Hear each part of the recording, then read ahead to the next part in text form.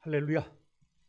네, 마스크는 쓰고 있지만 마스크 쓰고 있으면은 요 뜨거운 김에 올라와서 굉장히 졸립니다. 눈 감으면 사정없이 졸고 가시니까 여러분 잘 알고 계시죠? 네, 똑바로 오늘도 마음 뜻 다하여서 집중해서 또 하나님의 말씀 들으시기를 다시 한번 부탁드립니다. 그리고 영상으로 참석해 주시는 우리 성도님들께도 동일한 은혜가 있기를 다시 한번 주님의 이름으로 축복합니다. 할렐루야.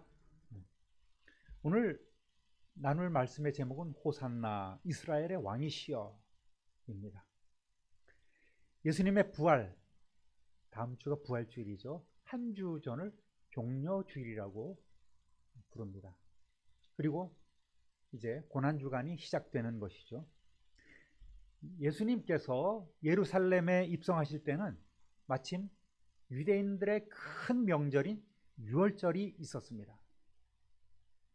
그래서 이런 명절에는 전국 각지에서 모여든 무리가 성전에서 예배하고 그 한 주간을 온전히 그곳에서 하나님께 영광 돌리는 삶을 살게 됩니다. 그 유월절은 우리의 광복절 비슷한 거예요. 근데 그보다 훨씬 더 의미가 있죠. 이스라엘 민족이 이집트에서 해방될 때에 하나님께서는 10가지 재앙을 이집트에다 쏟아 부었습니다. 그 마지막 재앙이 뭐였습니까? 바로 장자를 치는 재앙이었죠. 이거는 뭐 짐승할 것 없이 애굽의 모든 장자, 첫 새끼는 완전히 하나님께서 다 죽여버리신 그러한 사건입니다. 여기에 이집트 왕 파라오가 두 손 두 발 다 들고 이스라엘 백성을 보내주지 않습니까? 그것을 기념하기 위해서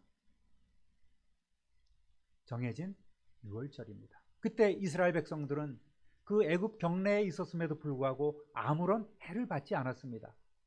그 이유는 하나님께서 모세를 통하여 말씀하신 대로 어린 양을 잡아서 그 어린 양의 피를 문 임방과 문 설주에 발랐기 때문에 죽음의 천사들이 그 밤에 애굽 전역을 휩쓸어 버릴 때에 이스라엘 백성들이 발라놓은 그 어린 양의 피로 인하여서 그 집은 넘어갔다. 그래서 6월, 우리나라 1, 2, 3, 4, 5월 6월이 아니라 6월 넘어갔다. 패스 오버, 그러한 절기가 된 것입니다. 뭐 여러분 제가 수차 말씀을 드렸으니까 잘 알고 계시리라 믿습니다. 그래서 이 명절을 쇠기 위해서 많은 사람들이 마침 그때 예루살렘에 모였던 거예요.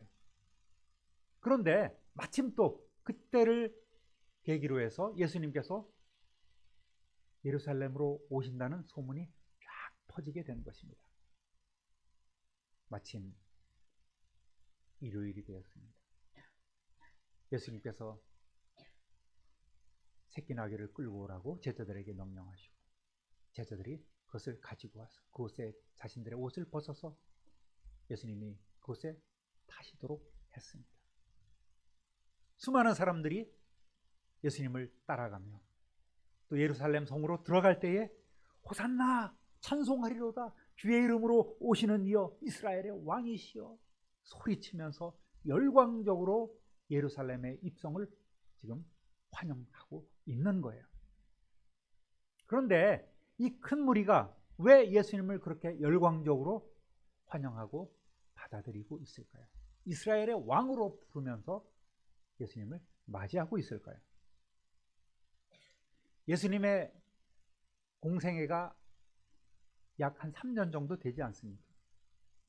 그리고 후반기 마지막 사역 6개월 동안 예수님은 갈릴리에서 중심으로 해서 저 북단에 가이사랴 빌립보 지역으로 갔다가 또 오른쪽으로 데가볼리로 내려갔다가 여리고를 통해서 점점 더 예루살렘으로 향해서 가는 거예요. 그 유월절을 맞춰서 예수님도 그쪽으로 나가고 계십니다. 가는 곳곳마다 수많은 이적들이 일어났죠. 병자가 고침받고 또 당시 유대교 지도자였던 대제사장들, 서기관, 바리새인들도 꼼짝없이 당할 만큼 그 권위 있는 말씀을 통해서 소식이 온 유대 지경에 퍼지게 되는 거예요. 이방 지역까지 막 퍼져나가고 있었습니다. 수많은 무리들이 예수님 가는 곳마다 따라가고 있습니다. 그의 권세 있는 가르침에 놀랍니다. 예루살렘 종교 지도자들은 난리가 났습니다. 그 뿌리가 근본적으로 흔들리고 있는 거예요. 게다가 이들이 더 흥분하고 있는 것은 뭡니까? 예루살렘에 입성하기 직전에 베다니에서 죽은 지 나흘이나 되는 나사로를 무덤 가운데서 살리신 이적이 있었기 때문입니다. 이 소식은 사람들에게 큰 충격을 줬고 온 예루살렘과 또 유다 지역과 이스라엘 전 지역으로 쫙 퍼져나가는 거예요. 그래? 그분이 그러면 우리가 기다렸던 그 메시아 맞단 말이지? 사람들은 흥분하기 시작하는 거예요. 그분이 이제 예루살렘으로 들어가신대. 그래서 여러분, 예수님이 자신의 죽음에 대해서, 부활에 대해서 3번씩이나 제자들에게 가르쳐 줬음에도 불구하고 제자들은 그걸 아직도 믿지 못하고 받아들이지 못하고 있는 거예요. 자기들이 3년 동안 따라다니는 그 예수님이 이제 예루살렘으로 입성만 하면은 나라가 뒤집어질 거다. 우리도 모두가 다 한 자리씩 차지할 수 있을 것이다 라는 이런 소망을 갖고 여전히 예수님을 모시고 있는 겁니다. 이제 얼마나 이들도 흥분되겠어요.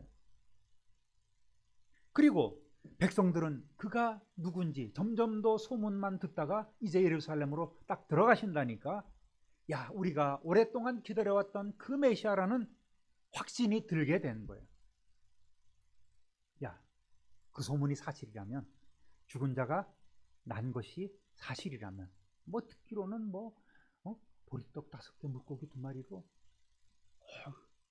5,000명을 먹이고, 5,000명이 뭐야? 어린아이들 사람들까지 하면 한 2만 명 될 거. 그런 소문들. 보리떡 7개와 물고기 2마리로 4,000명을 먹이셨대. 그리고 남은 게 엄청났대. 병든 자가 막 살아나. 서기관들 바리새인들 꼼짝 못해. 죽은 자가 살아났대. 살리셨대.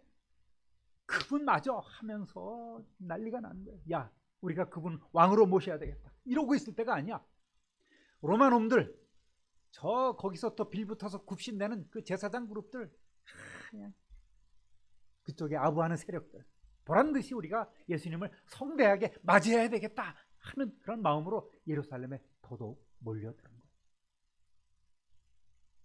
여러분, 이렇게 사람들은 흥분 가운데 예수님을 맞이하는 그룹이 있었고, 또 한쪽에서는 전전긍긍하는 세력들이 있었어요. 누굽니까? 사내들인 공회원들, 대제사장 그룹들, 서기관 바리새인들 그룹들입니다.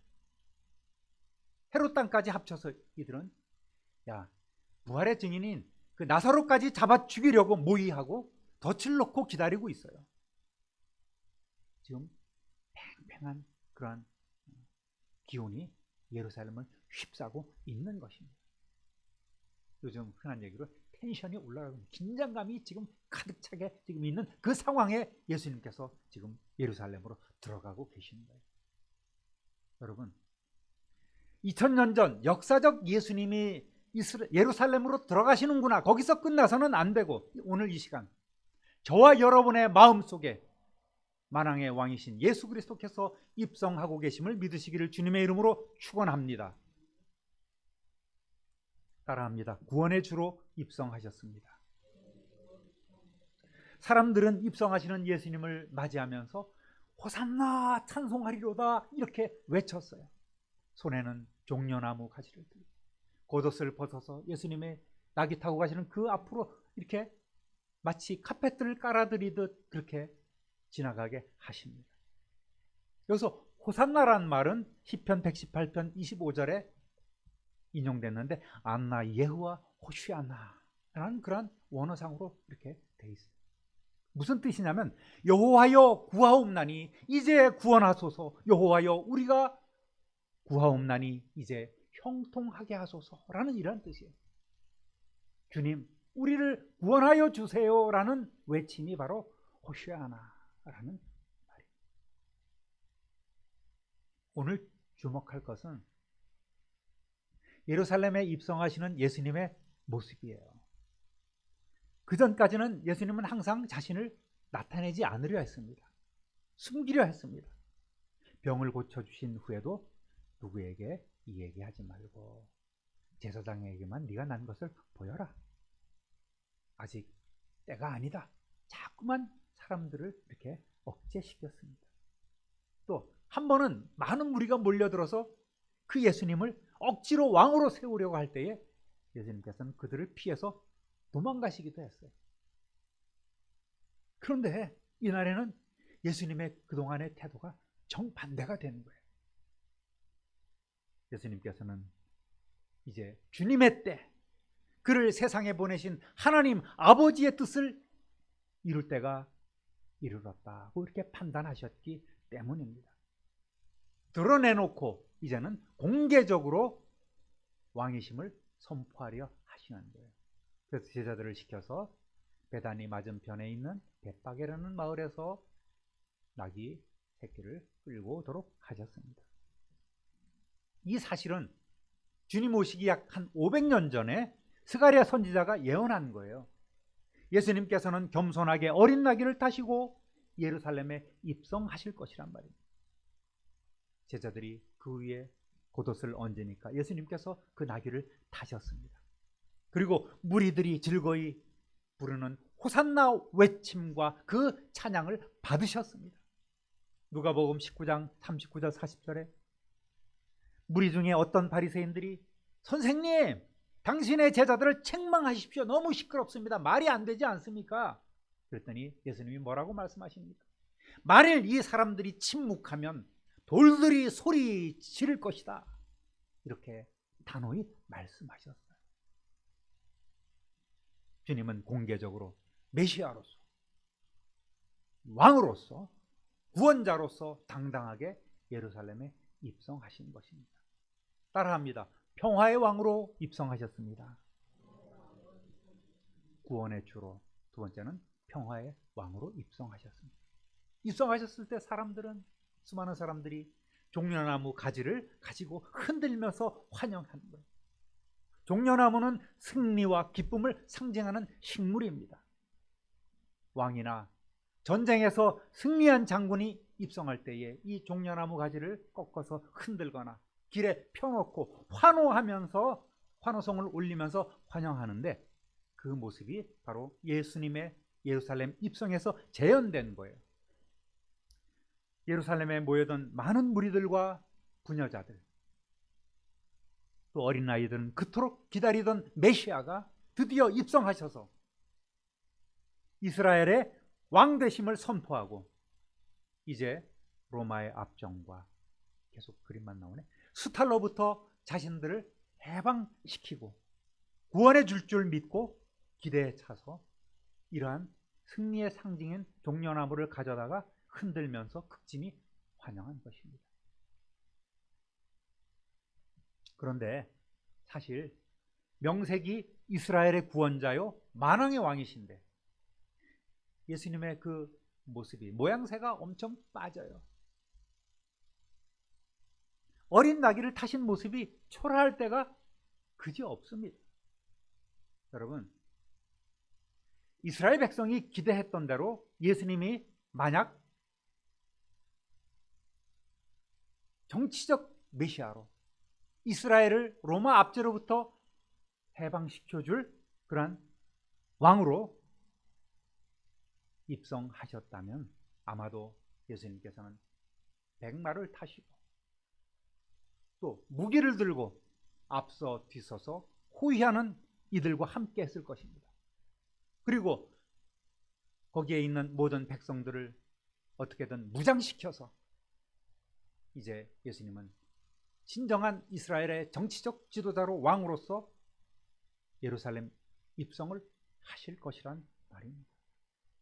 그리고 입성 즉시에 어떻습니까? 당시 유대를 통치하고 있던 로마의 분봉왕인 헤롯의 궁으로 쳐들어가서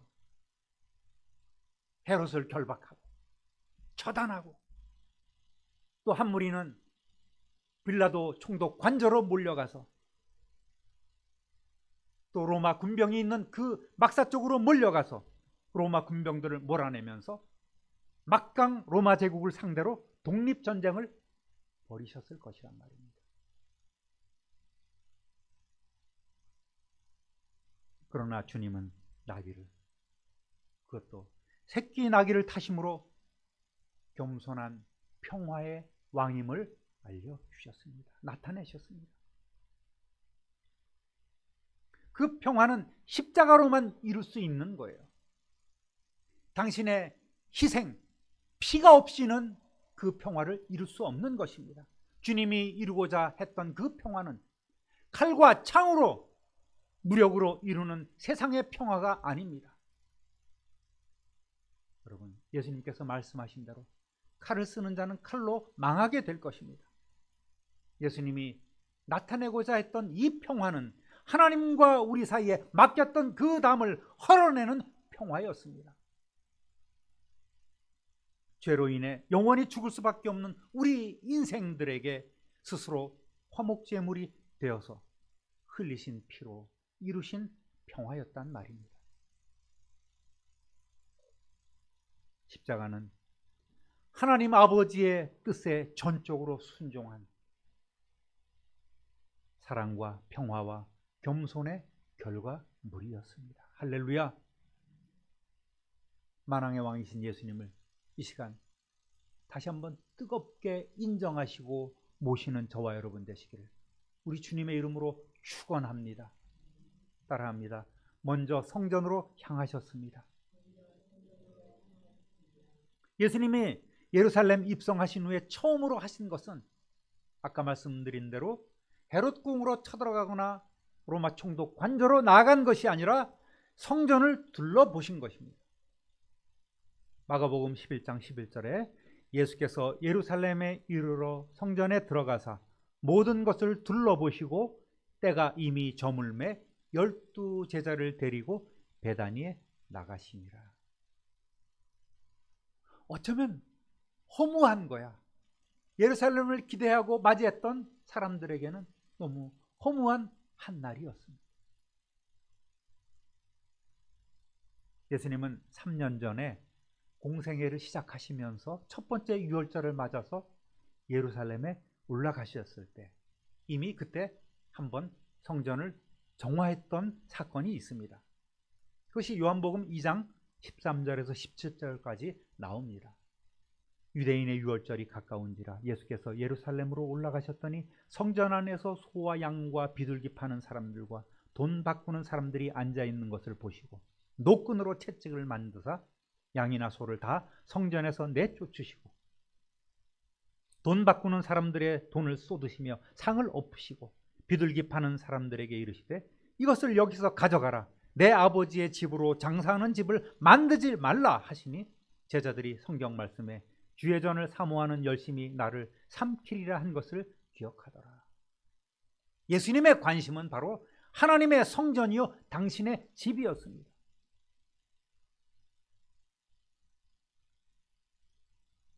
성전을 다시 찾으신 예수님은 그 성전이 변화가 없이 여전히 타락하여 추한 모습을 보이고 있는 환경을 살펴보셨고 이제 그 다음 날 마지막 한 주를 시작하시면서 제일 먼저 성전을 정화하신 거예요.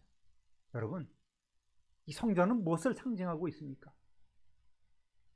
오늘 저와 여러분의 마음을 상징하고 있는 것입니다. 예수님을, 성령님을 모시고 있는 마음의 성전을 상징하고 있는 거예요.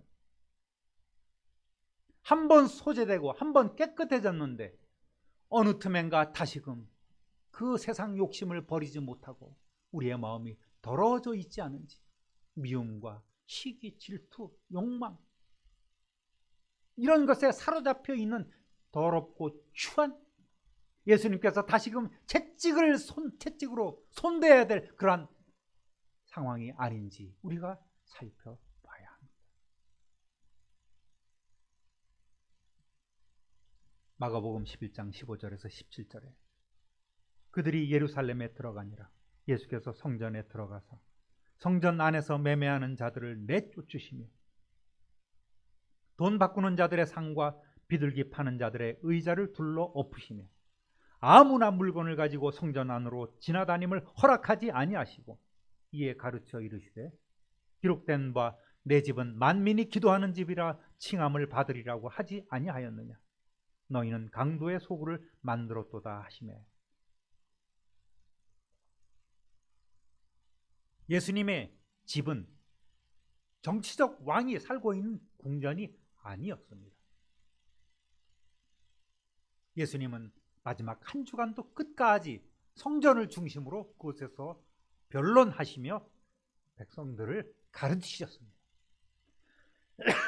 여러분, 주님이 거하시는 우리의 심령 성전은 과연 깨끗하게 정화되어 있습니까? 오늘 주님 앞에 나오신 여러분의 마음은 깨끗하고 말씀을 받아들일 만한 옥토로 가꾸어져 있습니까? 과연 성령께서 성전 삼고 계시는 그러한 아름다운 마음으로 변화되어 있습니까? 온갖 세상 욕심과 염려와 두려움과 정욕으로 가득 차 성령님의 책망을 받고 있음에도 불구하고 영적 무지로 그것을 깨닫지 못하고 있는 것은 아닌지요. 사랑하는 참빈누리교회 성도 여러분,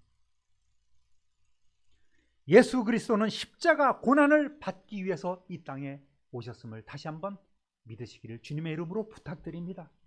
구원의 주로 겸손하신 평화의 왕으로 우리를 찾아오신 그 주님을 맞이하시고 예루살렘 백성처럼 곧 배반하지 않고 일생 변치 않는 섬김과 헌신의 삶을 사시기를 주님의 이름으로 부탁드립니다.